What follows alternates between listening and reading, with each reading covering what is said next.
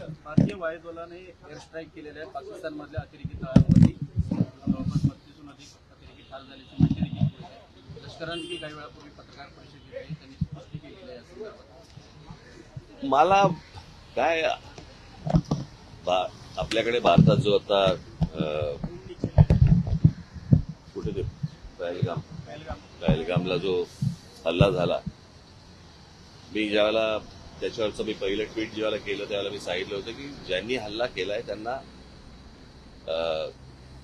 ते अतिरेकी दहशतवादी जे कोणी असतील त्यांना आपण धडा शिकवला पाहिजे आणि अत्यंत कठोर असा की त्यांच्या पुढच्या पिढ्यांना लक्षात राहायला पाहिजे। पण दहशतवादी हल्ल्याचं उत्तर युद्ध नसतं, कळलं का? युद्ध हे काय उत्तर नाही। आता अमेरिकेमध्ये 2 ट्विन टावर्स पाडले, पेंटागॉनवरती त्यांनी हल्ला केला म्हणून त्यांनी जरा जाऊन युद्ध नाही केलं, त्यांनी ते अतिरेकी ठार मारले। हे दुसऱ्या देशामध्ये युद्ध परिस्थिती आणायची आणि आता ते काय मॉक ड्रिल करायचं आणि मग ते सायरन वाजवणार वगैरे वगैरे। मुळात ही गोष्ट का घडली हे पण आपण लक्षात घेण्यासारखं आहे। मला असं वाटतं की थोडंसं अंतर्मुख होऊन आपण आपला विचार करणं खूप गरजेचं आहे।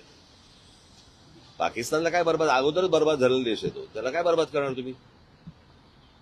आणि प्रश्न असा आहे की ज्या अतिरेक्यांनी हल्ला केला त्या अतिरेकी अजून तुम्हाला हातात सापडलेले नाहीयेत। ज्या ठिकाणी इतके हजारो काय ज्याला आपण पर्यटक जिथे जात आहेत, इतकी वर्ष जात आहेत, तिथे सिक्युरिटी का नव्हती, हे मला असं वाटतं हे प्रश्न जास्ती महत्वाचे आहेत। आपल्या देशामध्ये कोम्बिंग ऑपरेशन करून ह्यांना हुडकून काढणं हे जास्ती गरजेचं आहे। ते एअर स्ट्राईक करून लोकांना काहीतरी वेगळ्या ठिकाणी भरकटवून आणि असं हे काही युद्ध हे काय त्याचा पर्याय नाही होऊ शकत किंवा त्याचं उत्तर नाही होऊ शकत। आणि दुसरी गोष्ट म्हणजे आता कसं झालं या सगळ्या याच्यामध्ये कसं आहे, सरकारच्या चुका ह्या तुम्हाला दाखवल्याच पाहिजे। आज ज्या वेळेला हा प्रकार झाला, तो प्रकार झाल्यानंतर ज्या वेळेला पंतप्रधान त्यावेळेला सौदी अरेबियामध्ये होते, अर्धवट दौरा सोडला त्यांनी, तो दौरा सोडून ते बिहारला कॅम्पेनला गेले, कळलं का? बिहारला कॅम्पेनला गेले। मला असं वाटतं ते गोष्ट करायची गरज नव्हती। त्याच्यानंतर ते केरळमध्ये जाऊन तिकडे अदानीचं पोर्टचं उद्घाटन केलं, त्याच्यानंतर इकडे काहीतरी फिल्म इंडस्ट्रीसाठी काहीतरी वेवचा कार्यक्रम केला, तिकडे द्याल। इतकी जर गंभीर परिस्थिती आहे तर या गोष्टी टाळता आल्या असत्या।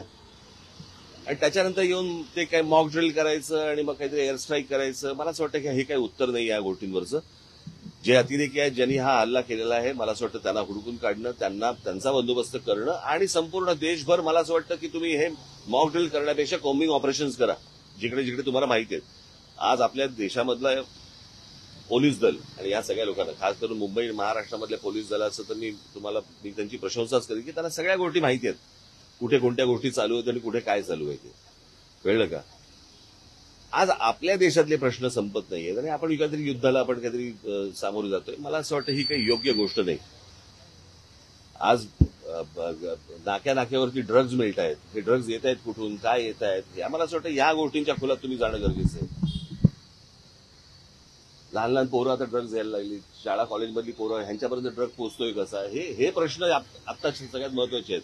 युद्ध हे काही आता ह्याचं उत्तर नाहीये। एअर स्ट्राईकला ऑपरेशन सिंदूर असं नाव दिलेलं आहे,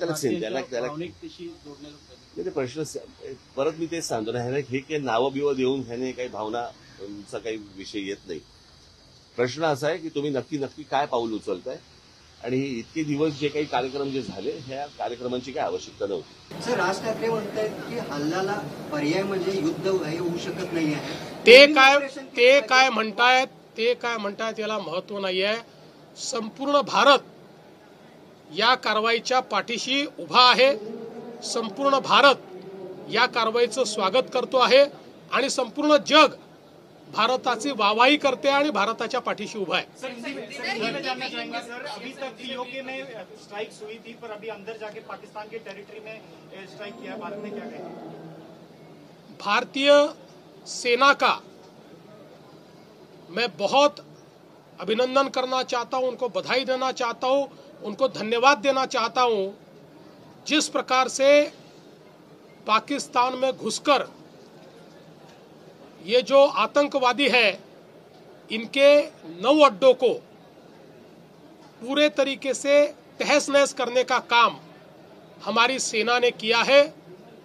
और मैं विशेष रूप से धन्यवाद देना चाहता हूं भारत के कर्मठ प्रधानमंत्री माननीय नरेंद्र मोदी जी को, जिन्होंने ये कह दिया था पहलगाम के हमले के बाद कि इसका जवाब मिलेगा और करारा जवाब मिलेगा। वो करारा जवाब जिसकी कल्पना भी पाकिस्तान ने नहीं की थी, ऐसा करारा जवाब आज प्रधानमंत्री जी के नेतृत्व में हमारी सेना ने दिया है। इसलिए मैं प्रधानमंत्री जी का बहुत बहुत धन्यवाद करना चाहता हूं। और जिस प्रिसिशन के साथ ये हमले किए गए, टारगेट को सही तरीके से हिट किया गया, कोई भी सिविलियन कैजुअलिटी नहीं है, आतंकवादियों को मारा गया है। और ये करते समय पूरी ग्लोबल कम्युनिटी भारत के साथ खड़ी है। ये भारत की सबसे बड़ी सफलता है। पहलगाम में हमारे जिन भाइयों को एक प्रकार से उनकी हत्या की गई थी, उस हत्या को मद्देनजर रखते हुए जिस प्रकार से करारा जवाब भारत ने दिया है, और मैं ऐसा मानता हूं इसका नाम भी जो चुना है ऑपरेशन सिंदूर, ये भी अपने आप में इस बात को अधोरेखांकित करता है कि हमारी बहनों का जो सिंदूर पोंछने का प्रयास आतंकवादियों ने किया, उन आतंकवादियों को मिटाने का काम भारत ने करके दिखाया।